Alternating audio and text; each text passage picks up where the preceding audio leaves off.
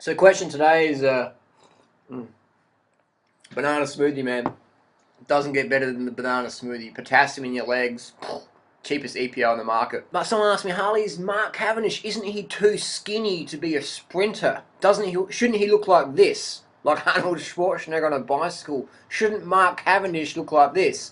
Well, this is what Mark Cavendish looks like, and he's won 21 stages of the Tour de France. World champion at the moment. Having a bit of bad luck in this year's tour because he's had a few crashes and I think he won stage 2 quite convincingly. So having a bit of bad luck in the last few days though, and the Tour de France is a lot about luck for sure. So the world's best sprinter on the bicycle is a twig.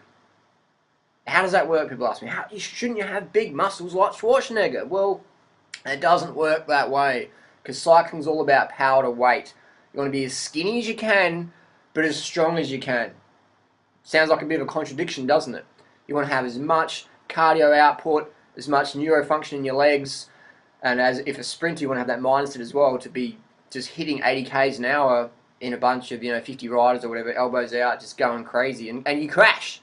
You can't be thinking as a sprinter, what if? You got to just go straight in. So not everybody has the sprinter mentality. I certainly don't.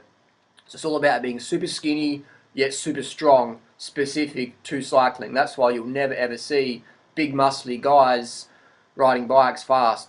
Even some of the bigger guys like Thor Hushovd or Andre Greipel are still pretty skinny when you compare them to other members of society. So definitely Mark Cavendish isn't too skinny to be a sprinter because everyone in cycling knows he's the best sprinter around at the moment. On those pure sprints, Mark Cavendish is the champ. What does he eat? Well, if you read his book, he talks about experimentation, the vegan lifestyle, vegan. I don't think he's vegan all the time, but I think he definitely uses the vegan whole foods lifestyle to keep himself a little bit lighter weight. Because I think he's sort of a guy who battles with his weight.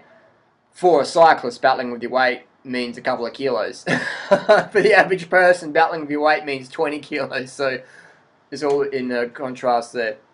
But that's my little thoughts about that. It's little sharing the pictures there. Cycling, I mean, look at these guys. You've got Bradley Wiggins. I mean, that Sky team this year, you got like Bradley Wiggins. He's always slim. They call him the stick man. And I think he's in the yellow jersey right now. First British cyclist to be in the yellow jersey for 50 years. Even Dave Brailsford, the head honcho at Sky, looks like he's got on the healthy eating program because he's lost a lot of weight, which is good to see.